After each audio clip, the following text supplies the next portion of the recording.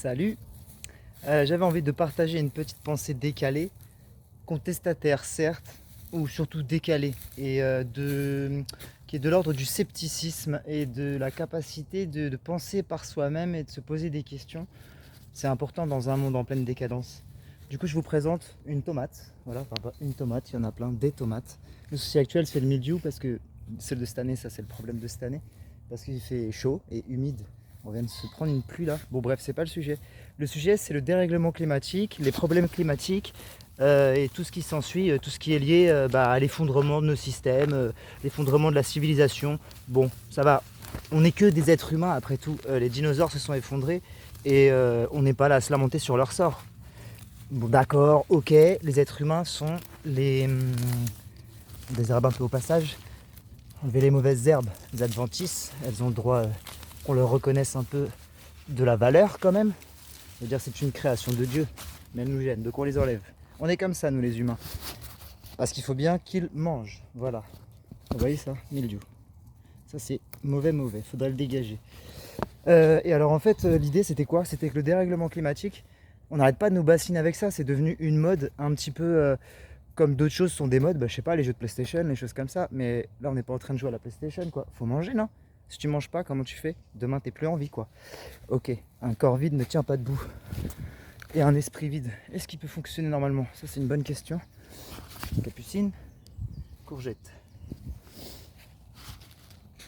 Capucine c'est poivré, je vous le conseille.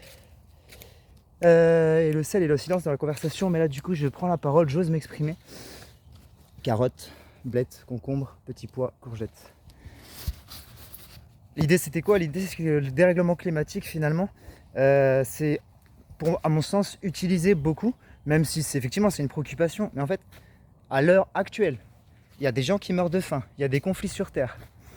Qu'est-ce qu'il y a d'autre comme problème? Effectivement, le fait qu'il y ait des catastrophes climatiques, il faut en parler. Mais en fait, on a quoi comme action, comme impact sur l'industrie qui génère du dérèglement climatique, sur l'industrialisation depuis la Seconde Guerre mondiale? Pas grand-chose. Donc pourquoi on en a fait devenir une mode ce problème de dérèglement climatique et on n'arrête pas de nous bassiner avec ça? Mais on peut rien contre ça. Enfin, on peut. Mais je veux dire, on est petit comme ça. Comment on peut prétendre, nous, petits comme ça, mais peut-être que c'est la somme des choses qui fait le grand tout, quoi. Mais comment on peut continuer de focaliser son attention sur quelque chose contre lequel on peut plus rien, en fait? Enfin, c'est même déjà trop tard. C'est pas juste du fatalisme, c'est que c'est une réalité. C'est-à-dire que ça monte, ça monte. Mais le problème, c'est que le système, la machine là, qui broie les hommes, la machine qui broie la nature, cette nature-là, comment on peut prétendre que du coup on va arrêter à notre génération à nous? Et du coup, c'était ça l'idée un peu contestataire. Concrètement, moi, on me bassine avec le dérèglement climatique parce que ça génère de l'éco-anxiété pour les gens qui vivent en ville ou les gens qui sont plus terre à terre, plus connectés au petit pois, quoi.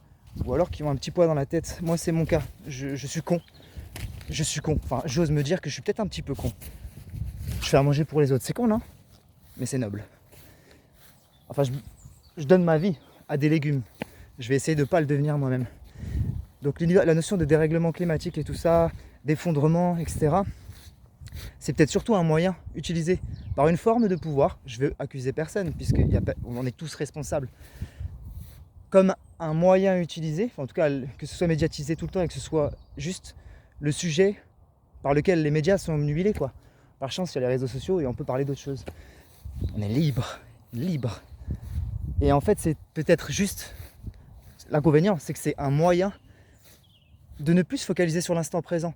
Et c'est ça qui est étonnant, c'est que le pire dans tout ça, c'est que finalement, en fait, on est grave à l'heure aussi des réseaux sociaux et des moyens de communication où finalement on communique plus beaucoup vraiment, sincèrement en tout cas. Bon, je sais pas si l'humain a déjà été sincère. Le tout, c'est d'être sincère avec soi-même. On peut tromper autant qu'on veut les autres. Si on n'est pas sincère avec nous-mêmes, ça veut dire qu'on va trahir les autres. Et en plus, on se met un doigt dans l'œil.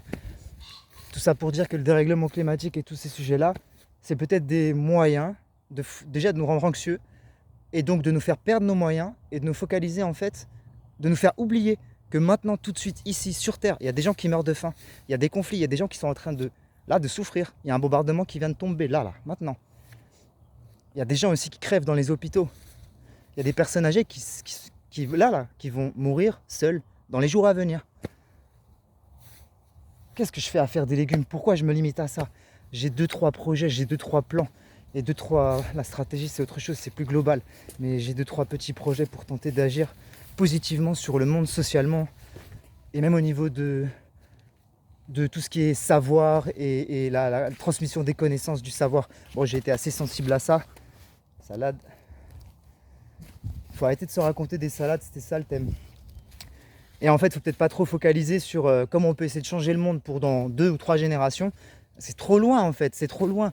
On n'arrête pas de nous parler de méditation, autocentrage sur soi, ouais, prends le temps de prendre du recul pour développer ton bien-être, ton bien-être. Mais comment tu vas pouvoir être bien tout seul? Waouh, super la question. Parce que là, en fait, la réalité, le constat, c'est qu'on est vraiment tout seul. Voilà.